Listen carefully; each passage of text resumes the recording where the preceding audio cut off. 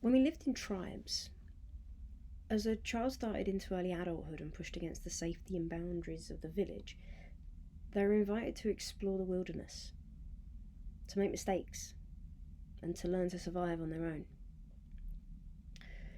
Some teens might have been cautious and not ventured too far, whilst others needed to understand their own capacity for risk and adventure. Eventually, they developed resilience and commitment and self-awareness, and they understood their place in the pack. By venturing out on their own, being encouraged to explore, to learn, to fail, they would begin to recognise their skills, their strengths, and the value they had to offer others. With that would come pride and a greater sense of belonging. And if you've ever been part of a sports team, you'll recognise this feeling. That of knowing your place and role as part of a collective moving towards a collaborative goal. It creates self-esteem, to know who you are and what you have to offer in others. So how come we don't teach this stuff?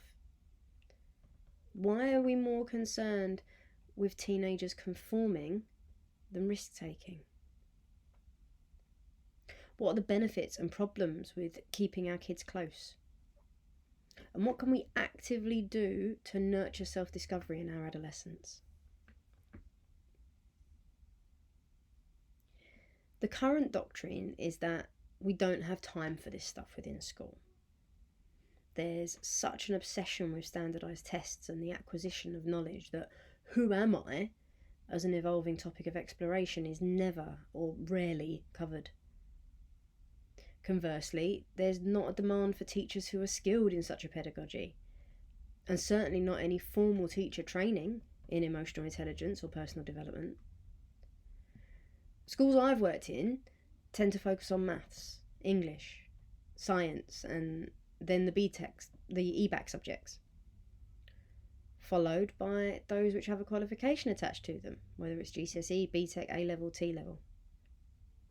PSHE lessons are considered a bolt-on, or a tick box for Ofsted. And in some instances, the subject was taken off the timetable altogether and considered part of form time. Perhaps there's a belief that character development befalls the duties of home life. And one would hope that questions about future ambition are asked at the dinner table alongside how are you getting on with maths. But should we in this modern age expect that to be enough? It's widely covered in research that learning styles, personal development, and emotional regulation all impact greatly on cognition. Because when someone knows who they are, what they're aiming for, and they have an idea about how to get there, they develop greater resilience. Self-awareness is a form of integration, which means someone is able to reflect on their experience and grow circuits within their brain which link widely separated areas to one another. Not only does this create balance within their nervous system, it also impacts on their relationships and their ability to create links in their academic work as well. As a teenager's brain is growing, it's also trimming the neurological links that it makes. So when a pathway is used a lot, it becomes stronger. Or when it stops being used, it withers. In short, improved personal development and self-reflection skills create better all-round students. But we focus so much on their output, their grades and their exam results, that we forget or we ignore the other stuff. Imagine you're making a gourmet meal. You'd be forgiven for focusing on the balance of flavours, the presentation, how well you've cooked each part. But what you've really neglected is the ingredients themselves. Where they were grown, whether they're ripe or organic. The meal will still taste brilliant because you're an excellent chef who works hard and knows their stuff. But it could be outstanding if the raw materials you were using were packed of even more flavour. We are so obsessed with teenagers behaving themselves and having the correct attitude to learning, rather than feeling self-expressed and engaged. Again, it's a race against time. We're packing them into class sizes of 30 to 35 and still trying to make learning fun and engaging, yet also keeping to a specific syllabus. When we prioritise the well-being of students and ask them to reflect on what they're doing and why they're doing it, their capacity for learning increases. It's all about integration. Trauma-informed schools are a fantastic example of recognising behaviour as communication.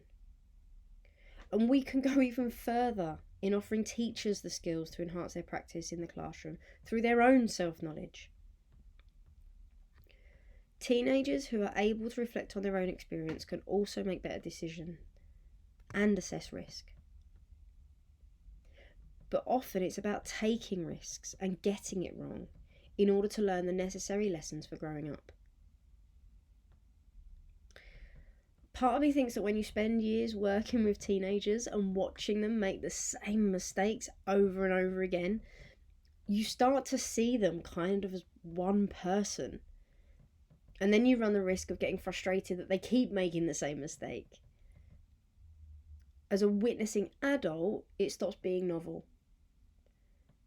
But we would do well to remember that to the individual, it's a completely unique experience and a chance to learn.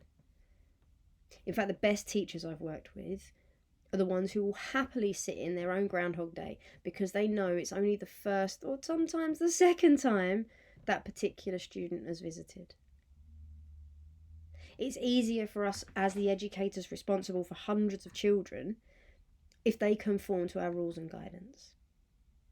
But when they don't, it's because their actual role in society is to test, to challenge, and to provoke change.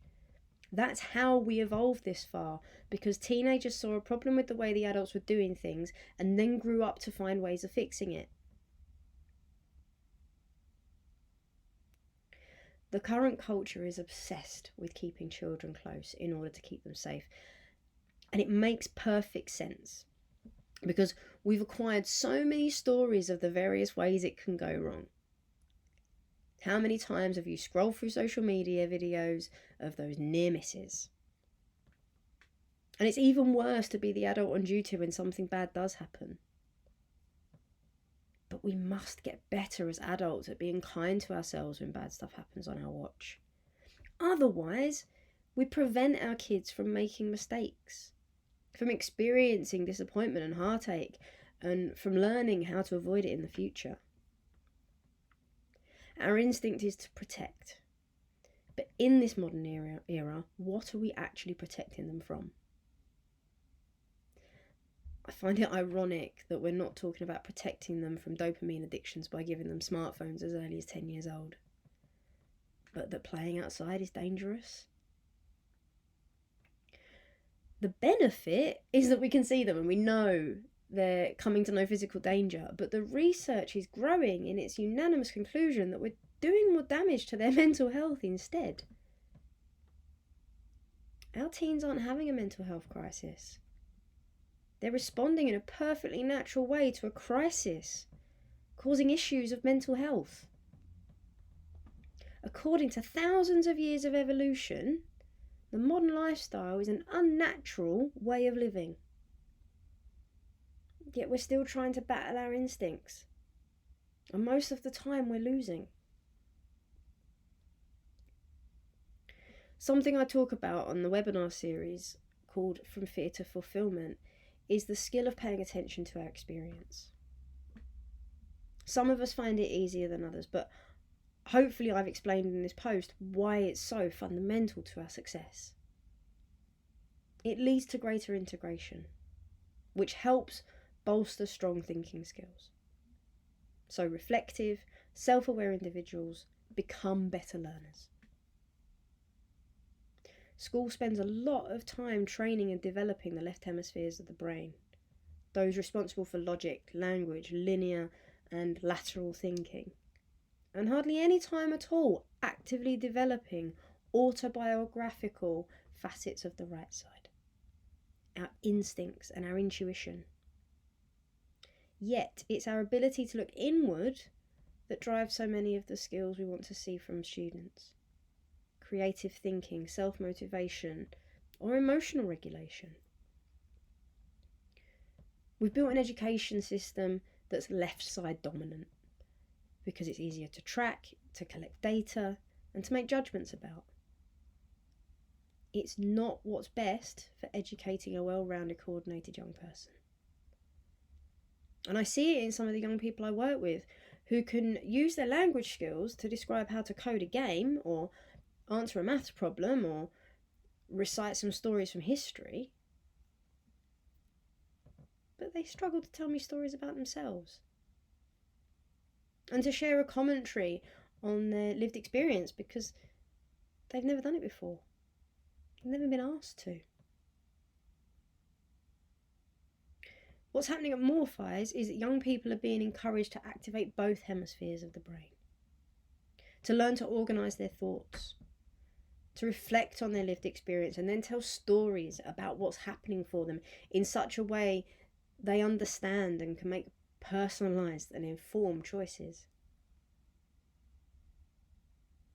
If you're curious about it, sign up to the webinar From Fear to Fulfilment to learn more. Or share this recording with someone you think would benefit from it. And of course, reach out if you've got anything you want to discuss.